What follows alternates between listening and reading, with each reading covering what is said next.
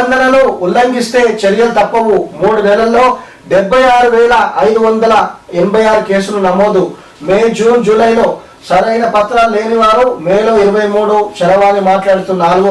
ఇట్లా drunk and drive, ఇద్దరికి మించి ప్రయాణం, ట్రిపుల్ రైడింగ్. సో ఇన్ని కేసులు బుక్ అయినాయంట. 3 నెలల్లో 76,586 కేసులు బుక్ అయినాయంట.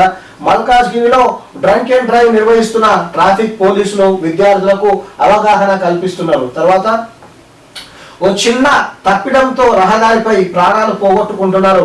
ద్విచక్ర వాహనదారులు శిరస్త్రాణం ధరించకపోవడంతో ఎందరో మృతి చెందుతుండగా మరెందరో గాయాల పాలవుతున్నారు. ప్రధానంగా యువతకు నష్టం ఎక్కువగా జరుగుతుంది. ఈ క్రమంలో మల్కాజ్గిరి ట్రాఫిక్ పోలీసులు నిత్యం ఏదో ఒక ప్రాంతంలో డ్రంక్ అండ్ డ్రైవ్, వాహన పత్రాలు తనిఖీలు వంటి కార్యక్రమాలు చేపడుతున్నారు. నంబర్ ప్లేట్లు లేకుండా, ట్రాఫిక్ నిబంధనలు పాటించకుండా రోడ్లపై దూసుకుపోయే యువతకు అడ్డకట్టు వేస్తున్నారు. 3 నెలల్లో మల్కాజ్గిరి ట్రాఫిక్ పోలీస్ స్టేషన్ పరిధిలోనే సుమారు 76,586 ఉల్లంఘనలు నమోదయ్యాయంటే పరిస్థితి తీవ్రతను అర్థం చేసుకోవచ్చు. ప్రత్యేక కార్యాచరణ. మల్కాజ్గిరి ట్రాఫిక్ పోలీస్ స్టేషన్ పరిధిలోనికి నేరడ్మెట్, మల్కాజ్గిరి, జవహర్ నగర్ పోలీస్ స్టేషన్లు వస్తాయి.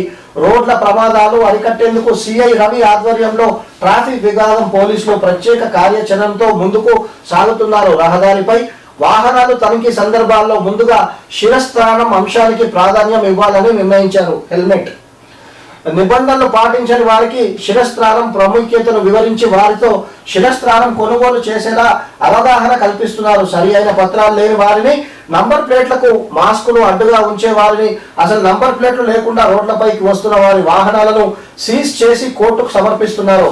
డ్రంక్ అండ్ డ్రైవ్ లో పట్టుబడిన వాహనదారులకు కోర్టుల ద్వారా జైలు శిక్ష, జరిమానాలు పడేలా చర్యలు తీసుకుంటున్నామన్నారు.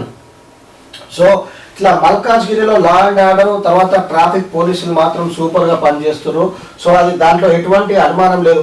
కాకపోతే ఒకటి, ఇక్కడ లా అండ్ ఆర్డర్ పోలీసులకు కానీ, ట్రాఫిక్ పోలీసులకు కానీ, అంటే మా నమస్తే మల్కాజ్గిరి ద్వారా చెప్పేది ఏంటంటే, మల్కాజ్గిరిలో ఉన్న ఏదైతే ప్రభుత్వ ఇది మేడ్చల్ మల్కాజ్గిరి ప్రభుత్వ ఆసుపత్రి ఉందో, సో అక్కడ ఆ రోడ్ మొత్తం బ్లాక్ చేస్తారు. ఆసుపత్రికి ఎప్పుడైనా అంబులెన్స్ రావాలంటే కూడా ఇబ్బంది ఉంటుంది.